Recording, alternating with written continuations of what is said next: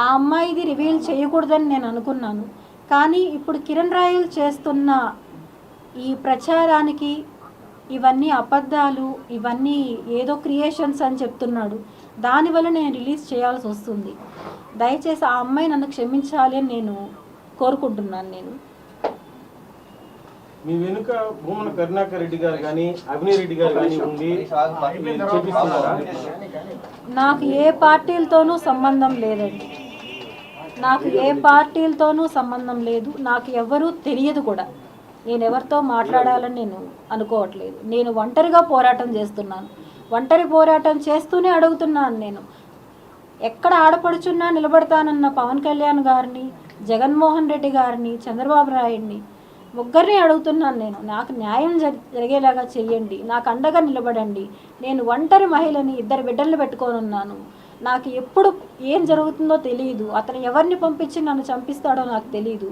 నేను చనిపోయినా కూడా, నన్ను అతను చంపేసినా కూడా నా బిడ్డలకి న్యాయం జరిగేలాగా చెయ్యాలని చెప్పి చేతులెత్తి నేను అర్థిస్తున్నా. నేను అందరినీ నేను దయచేసి ముగ్గురు రాజకీయాల్లో ఎవరైనా సరే నాకు న్యాయం జరిగేలా చేయండి.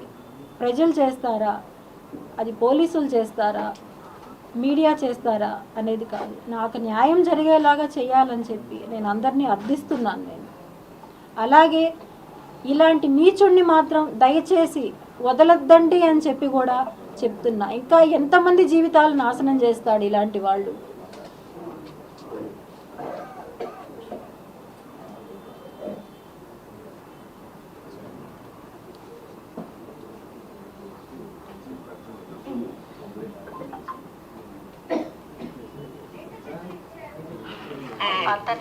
అదే అంటున్నా, అతనితో ఉండే వాళ్ళే నాకు చెప్పారు, అక్క నువ్వు బాధపడతావు, వాడికి తెలిసిందంటే ఇంకా వాళ్ళని చంపేస్తాడని చెప్పి నేను ఇంకా ఏది బయట పెట్టను. వాళ్ళు ఉండే వాళ్ళే నాకు వీళ్ళు చెప్తూ ఉంటారు, అక్క నువ్వు బాధపడతావు అక్క, వద్దక్క, ఆయన గురించి నాకు తెలుసు, ఆయన వదలడక్క, ఎప్పటికీ వదలడక్క ఆయన వాళ్ళని, అంతా ఊరికే అక్క, అదంతా సెగక్క, నువ్వు నమ్మద్దక్క అంటాడు. నీకు చెప్పాను కదా విద్దు, 1.5 year 2 years 11 years విద్దు. 2013లో నాకు నాకు ఒక మాట అన్నాడు నీ గురించి. ఏమన్నాడంటే, నువ్వేదో పీక్తావని, నువ్వేదో డబ్బులు ఇస్తావని, నాకు డబ్బులు ఇచ్చే లక్ష్మిని వదులుకున్నా అన్నాడు. అంటే నువ్వు డబ్బులు ఇస్తాననే లక్ష్మితో ఉన్నావా, ఇష్టపడలేదా అంటే, నువ్వు డబ్బుల కోసమే ఉన్నా తనతో అన్నాడు. విన్నారు అందరూ? నేను రికార్డ్ చేశాను అనుకుంటా త్రూ డబ్బుల కోసమే లక్ష్మితో ఉన్నాను, నువ్వేదో ఇస్తావు అని చెప్పి నీతో ఉన్నాను, నీ వల్ల నేను లక్ష్మిని వదులుకున్నాను అని చెప్పి ఆ అమ్మాయితో ఓపెన్గా మాట్లాడాడు. అది నాకు ఆ అమ్మాయే స్వయంగా చెప్పింది.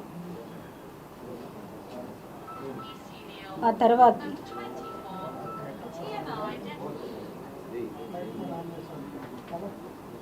పేపర్లో రాసి పంపి వాట్సాప్ అన్నాడు.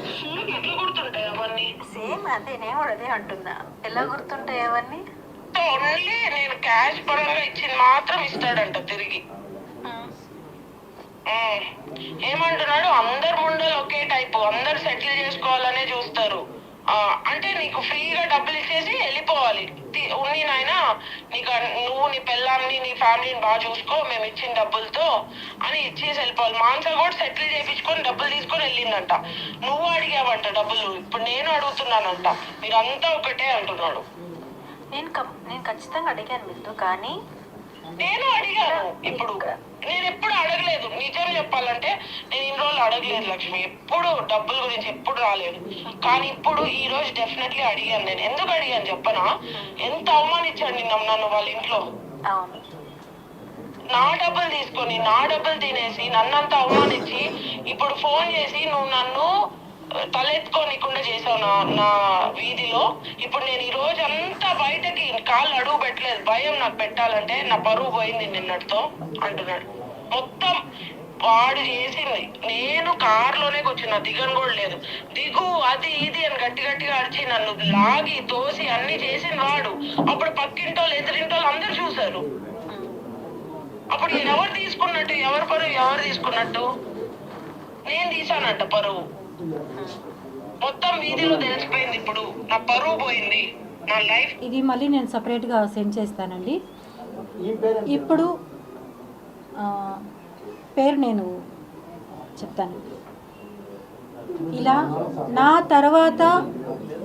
తర్వాత వచ్చిన ఇంకొక బాధితురాలి అమ్మాయి, ఆ అమ్మాయి దగ్గర డబ్బులు అయిపోయేసరికి ఆ అమ్మాయిని తీసుకెళ్ళి వాళ్ళ ఇంటి ముందర నుంచి తీసుకెళ్ళి కారులో నుంచి ఇంట్లోకి లాక్కొని వెళ్ళి మరి ఆ అమ్మాయిని దారుణంగా వాళ్ళ ఇంట్లోనే కొట్టారు. వాళ్ళ కొడుకు ముందరే దారుణంగా కొట్టారు ఆ అమ్మాయిని. ఆ అమ్మాయి ఎవరికి చెప్పుకోలేకుండా, వాళ్ళ తల్లిదండ్రికి చెప్పుకోలేకుండా, ఎవరికి చెప్పుకోలేకుండా నాకు కాల్ చేసి, లక్ష్మి నువ్వు ఆ రోజు చెప్పింది కరెక్ట్ లక్ష్మి, నేను ఆ రోజు నీ మాట వినలేదు అని చెప్పి ఆ అమ్మాయి చెప్పింది. ఇవన్నీ సాక్ష్యాలు చూసిన తర్వాత కూడా ఇంకా అతనికి అందరూ సపోర్ట్ చేస్తున్నారు, మాట్లాడుతున్నారు అంటే ఇంకా నాకేం చెప్పాలో కూడా నాకు తెలియదు. నేను కోరుకునేది ఒకటే, అర్థిచ్చేది ఒకటే, నాకు నా డబ్బులు అనేది కావాలి. నేను పోగొట్టుకునేది అతన్ని నమ్మించి ఎలా నమ్మిస్తాడంటే, ఇప్పుడు ఉదాహరణ ఆ అమ్మాయే చెప్పింది, నేను ఒక్కదాన్ని చెప్పట్లేదు, ఇది ఇలాంటి వాళ్ళు ఇంకా ఎంతమంది ఉన్నారో నాకు తెలీదు. ఈ అమ్మాయి వాళ్ళ ఇంటికి నేను వెళ్ళాను కాబట్టి ఆ అమ్మాయికి నేను తెలుసు. ఇలాంటి వాళ్ళు ఎంతమంది ఇంకా ఉన్నారో అతని చేతుల్లో బలైపోయిన వాళ్ళు. ఈరోజు అతను ప్రతి ఒక్కరూ అతని అవసరం తీరిపోయిన వెంటనే వాళ్ళపైన అభియోగాలు చేసి వీళ్ళు చెడ్డవాళ్ళు. ఇంతకుముందు అతను చెప్పినట్టు కేడీ లేడీ, ఏం కేడీ లేడీ? నేను కేడీ లేడీ అయితే వాళ్ళ కూతుర్ని మా ఇంటికి ఎందుకు పంపిస్తాడు రాఖీ కట్టించుకోవడానికి? నా పిల్లల దగ్గరికి రాఖీ కట్టించుకోవడానికి ఎందుకు పంపిస్తాడు నేను కేడీ లేడీ అయితే? నా బర్త్డే సెలబ్రేషన్స్కి వాళ్ళు ఎందుకు వస్తారు? వాళ్ళ అమ్మాయి వచ్చి రాఖీ కట్టించుకున్నది, మా ఇంటికి వచ్చి రాఖీ కట్టించుకున్నది. మా చిన్నబ్బాయి బర్త్డేకి అతను వచ్చింది. ఇవన్నీ ఏవి క్రియేషన్స్ కాదండి, బాగా చెక్ చేసుకోండి ఒకసారి. నా బర్త్డేకి హోటల్ మినర్వాలో వాళ్ళ దగ్గరుండి చేపించింది.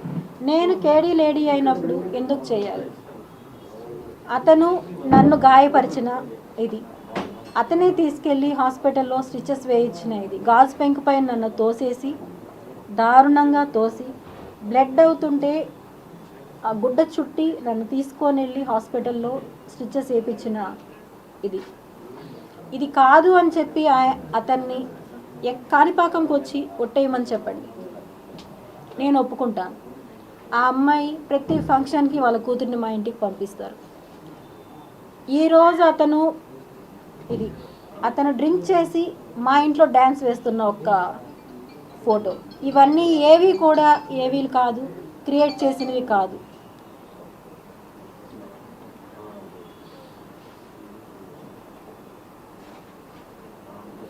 ఇది అతని బర్త్డే రోజు మా ఇంట్లో నేను సెలబ్రేట్ చేసిన ఫోటో.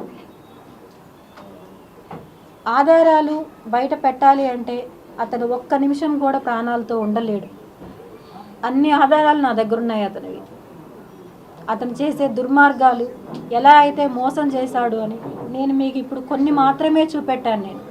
ఇవి అన్నీ కూడా నేను అతనికి ఇచ్చిన డబ్బులు ఎంతైతే ఉన్నాయో అవన్నీ కూడా అతనితో ఉన్న సన్నిహితులకి, వాళ్ళ పొలిటికల్లో ఉండే తిరుపతి నేతలకి చాలామందికి తెలుసు.